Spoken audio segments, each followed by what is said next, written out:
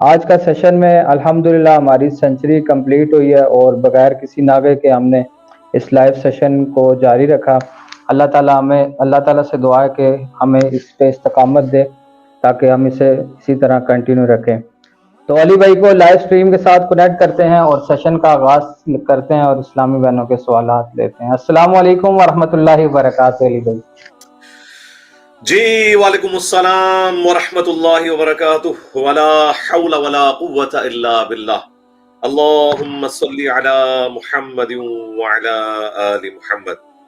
Century پہ مبارک ہے جی آپ کو بھی اور آپ کے ان سننے والوں کو بھی جو ریگولرلی ماشاءاللہ تعالی آپ کا ساتھ دے رہے ہیں۔ اللہ تعالیٰ اسی استقامت کے ساتھ ہمیں اپنے دین کی خدمت کرنے کی توفیق عطا فرمائے، اور ختم نبوت صلی اللہ علیہ وآلہ وسلم کی برکت سے یہ جو کام امت کو شفٹ ہوا ہے اسے اخلاص کے ساتھ کرنے کی توفیق عطا فرمائے، آمین۔ اور یہ بھی ہمارے لیے ایک خوشی کی بات ہے کہ اللہ کے فضل سے ہمارے علم کی حد تک تو اس وقت واحد یہ ایک آن لائن پلیٹ فارم ہے جو ویکلی بیسس کے اوپر سسٹرز کے کوسچنز کو ایڈریس کر رہا ہے، اور ابھی تک 2 سالوں کے اندر ان پروگراموں میں ہزاروں کوسچنز ایڈریس ہو چکے ہیں، اللہ کا شکر ہے۔ تو میں باقی سسٹر سے بھی ریکویسٹ کروں گا کہ آپ کے جاننے والے جتنے بھی لوگ ہیں، خصوصاً جو فیمیلز ہیں، ان کو یہ بتائیں، ان کے پاس ایک اچھا فورم ہے، وہ اپنا کوسچن کر سکتی ہیں۔ آلموسٹ 5-6 مہینے سے ہماری اکیڈمی میں بھی جو فون سسٹرز کے آتے ہیں، ہم انہیں ریکمینڈ یہی کرتے ہیں کہ وہ جمعے والے دن عشاء کی نماز کے بعد جو یہ سیشن ہے اسے جوائن کریں۔ بس اوقات لوگ اس حوالے سے ریلیکٹنٹ ہوتے ہیں، وہ کہتے ہیں کہ جی ہم کوسچن کو اس طریقے سے نہیں کر سکتے، تو اس کے لیے ضروری نہیں ہے کہ آپ اپنے ریفرنس سے کوسچن کریں، آپ تھرڈ پرسن کے ریفرنس سے بھی کوسچن کو کر سکتے ہیں۔ اور پھر دوسرا، یہاں تو کوئی ویڈیو میں یا آڈیو میں آ کے تو کوسچن کرنا ہی نہیں ہوتا، یہ تو چیٹ باکس میں لکھنا ہوتا ہے، اور وہ کسی بھی نام سے کوئی آئے، کسی ڈمی نیم سے بھی آ کے اپنا پرسنل کوسچن ڈسکس کر سکتے ہیں۔ اس کے لیے یہ ضروری تو نہیں کوئی شخص یہ بتائے کہ یہ میرے ساتھ یہ پرابلم ہے، آپ جنرل بھی سوال پوچھ سکتے ہیں کہ اس طرح اگر یوں ہے تو اس کا سولوشن کیا ہے۔ تو اس کے لیے اللہ کے فضل سے یہ پلیٹ فارم حاضر ہے، اور ہم کوشش کرتے ہیں کہ قرآن و سنت کی روشنی میں آپ کو صحیح بات بتائیں، فرقہ واریت کی لعنت سے بالاتر ہو کر۔ چونکہ یہ دن اسپیسیفکلی سسٹرز کے حوالے سے، تو سسٹرز کو چاہیے کہ وہ کوسچنز وہی کریں جو عام یعنی ہماری فیمیل سے ریلیٹڈ کوسچنز ہیں۔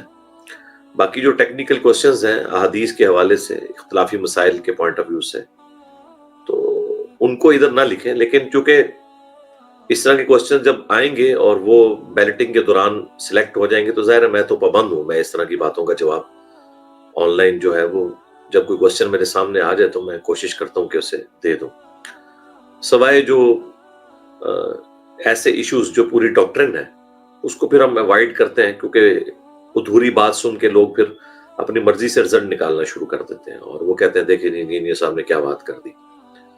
تو اس چیز کو اوائڈ کرنے کے لیے پھر اس طرح کے جو ٹاپکس ہیں ان کو اوائڈ کیا جاتا ہے۔ باقی جو عام پبلک کی ضرورت ہے وہ کوسچنز اللہ کے فضل سے ایڈریس کیے اور آندہ بھی کریں گے۔ باقی اختلافی موضوعات کے اوپر جسے شوق ہے تو میری تفصیلی ویڈیوز ریکارڈ ہے اللہ کے فضل سے۔ جی اللہ کا نام لے کے شروع کریں جی۔ جی بسم اللہ الرحمن الرحیم۔ علی بھائی لائیو سیشن سے پہلا، قرآن پاک کو سجدہ کرنا کیسا ہے؟ کیونکہ جنہوں نے مجھے قرآن پاک پڑھایا تھا وہ مجھے قرآن پاک کو سجدہ کرواتے ہی تھی جب سجدے والی آیت آتی تھی۔ قرآن کو کیسے سجدہ کوئی کر سکتا ہے؟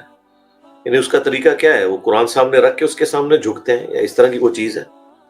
تو یہ چیز تو شرک کی طرف لے جانے والی ہے۔ اس کی وجہ یہ کہ ہمارے سامنے جو قرآن ہے نا اس وقت گتے کے اندر کتابی شکل میں، یہ تو مخلوق ہے، اس کے اندر جو لکھا گیا وہ غیر مخلوق ہے، وہ اللہ کی صفت ہے، لیکن یہ کاغذ مخلوق ہے، آپ آگ لگائیں گے تو جل جائیں گے، اللہ کی صفت تو نہیں جل سکتی، تو مخلوق کے آگے تو اس طریقے سے جھکا نہیں جا سکتا۔ سجدہ تو اللہ ہی کے لیے خاص ہے، وہ کسی پیغمبر کو نہیں ہو سکتا، کعبے کو نہیں ہو سکتا۔ اور سجدہ تلاوت کے لیے یہ ضروری نہیں ہے کہ آپ نے ماتھا نیچے رکھنا ہے، صحیح بخاری میں موجود ہے، عبداللہ ابن عمر قرآن کی تلاوت جب سواری پہ کر رہے ہوتے تھے تو اپنے سر کو جھکا کے سجدہ تلاوت کر لیتے تھے، ٹو باؤ ڈاؤن. اسی طریقے سے آپ دیکھیں گے میری قرآن کلاسز میں بھی جب آیت سجدہ آتی ہے تو چونکہ میں بھی ایک سواری پہ بیٹھا ہوں، کرسی کے اوپر بیٹھا ہوں، نیچے اترنے میں تردد ہے تو میں ادھر ہی یوں ٹو باؤ ڈاؤن کر لیتا ہوں. اس کے لیے ضروری نہیں ہے کہ آپ نے اتر کے تو زمین پہ جا کے سجدہ کرنا ہے. ہمارے استاد ڈاکٹر سرار صاحب نے جب اپنا بیان قرآن ریکارڈ کروایا تو وہ ادھر ویڈیو کو روک کے زمین پہ اتر کے سجدہ کیا کرتے تھے. ظاہر ہے وہ فقہ حنفی والوں کا تو بیچاروں کا سجدہ اس وقت تک نہیں ہوگا نا جب تک کہ وہ فقہ کے مطابق نہ ہو. ان بیچاروں نے بخاری شریف تو پڑھی نہیں ہوئی ہے، ان کو اس طرح آئیڈیا نہیں ہے چیزوں کا، اس لیے پھر پبلک میں اس طرح کی چیزیں مشہور کر دیتے ہیں. پھر وہ ڈاکٹر سرار صاحب بھی ان کا پھر ریگارڈ کرتے تھے کہ چلیں کوئی اعتراض نہ اس کو بنائے، اس وجہ سے وہ اس طرح کا معاملہ کر لیا کرتے تھے. لیکن بیان قرآن کے دوران جو سورہ حج میں دوسرا سجدہ آتا ہے وہ انہوں نے نہیں کیا اور کہا کہ امام شافعی کے نزدیک یہ سجدہ ہے. حالانکہ امام شافعی جو ہے وہ تو نبی الاسلام کی وفات کے 140 سال کے بعد پیدا ہوئے ہیں. امام شافعی کا اس سجدے سے کیا لینا دینا؟ قرآن تو پہلے سے نازل ہوا ہے اور وہ آیت کا اسلوب بھی بتا رہا ہے کہ وہ آیت سجدہ ہے. لہذا قرآن کے 14 نہیں 15 سجدے ہیں. سورہ حج کو اللہ تعالیٰ نے فضیلت دی ہے 2 سجدوں کے ذریعے اور اس کے اوپر احادیث بھی گواہ ہیں. تو وہ ڈاکٹر سرار صاحب نے وہ سجدہ نہیں کیا اور کہا کہ یہ امام شافعی کے نزدیک ہے. تو یہ امام شافعی اور امام حنیفہ کے ساتھ ریلیٹڈ نہیں ہے قرآن. قرآن جو ہے وہ اس شخص پہ نازل ہوا ہے جس کی قبر مدینے میں صلی اللہ علیہ وآلہ وسلم. جی نیکسٹ.